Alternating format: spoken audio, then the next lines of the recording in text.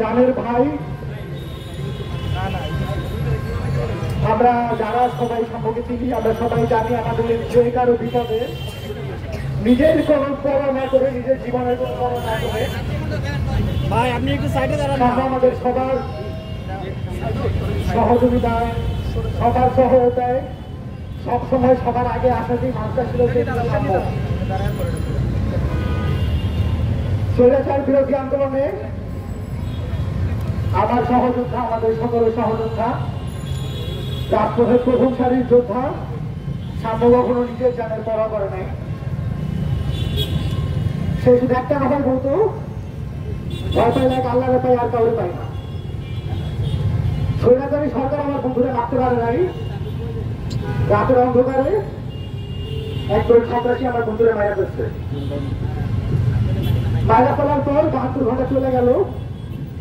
আমরা দেখতে পাচ্ছি বিভিন্ন রাজনৈতিক দল তাদের রাজনৈতিক উদ্দেশ্য হাসিল করার জন্য বিভিন্ন প্রোগ্রাম বা কর্মসূচি পালন করতেছে, কিন্তু আমাদের যে মূল দাবি, আমার ভাইয়ের হত্যা যারা করেছে তাদেরকে বিচার আনতে হবে, সেই বিচার এখন আমরা নিশ্চিত করতে পারি নাই। এর মধ্যে পুলিশকে তারা 1 লাখ টাকা পুরস্কার দিয়ে দিচ্ছে।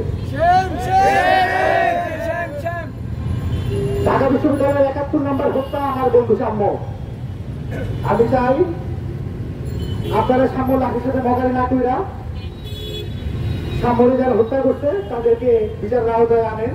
এবং আপনারা বিশ্বাস করে, এটা আমরা জানি, পুলিশ যদি চাইতো ৬ ঘন্টার মধ্যে সাম্য সহ হত্যাকারীদেরকে আইনের আওতায় আনতে পারত।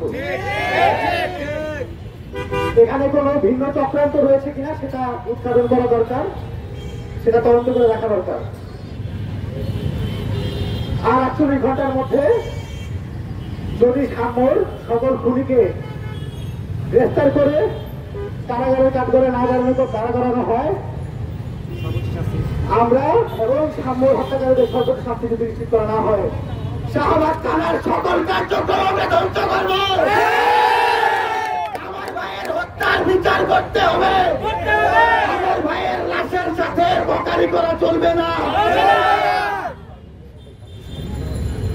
এখন আমরা শাহবাগ থানার উদ্দেশ্যে যাব এবং সেখানে আমাদের ঘেরাও করার মাধ্যমে আমাদের সকল দাবি তাদেরকে উত্থাপন করব। আমাদের 3টি স্পষ্ট দাবি রয়েছে।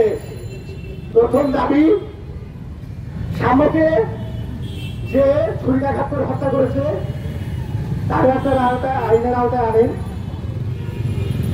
উদ্যানের গেটের এখানে বেশ কিছু সিসিটিভি ক্যামেরা রয়েছে, বাংলা একাডেমির এখানে বেশ কিছু সিসিটিভি ক্যামেরা রয়েছে। আপনারা সেই সিসিটিভি ফুটেজ উদ্ঘাটন করেন এবং সেটা গণমাধ্যমের জন্য উন্মুক্ত করে দেয়। তাইলে আমরা সবাই নিশ্চিত হয়ে যাবো আসল খুনি কে ছিল। আমরা জানতে পেরেছি সমাজে হাসপাতালে পুলিশের সহায়তায় আসামিরা সেখানে যে চিকিৎসা লাভ করে, সেখানে মোট 5 জন আসামি ছিল। সেখান থেকে কেন 2 জনকে গ্রেফতার করা হলো, 3 জনকে কেন পাওয়ার জন্য সাহায্য করা হতো, সেটা জবাব আমরা চাই।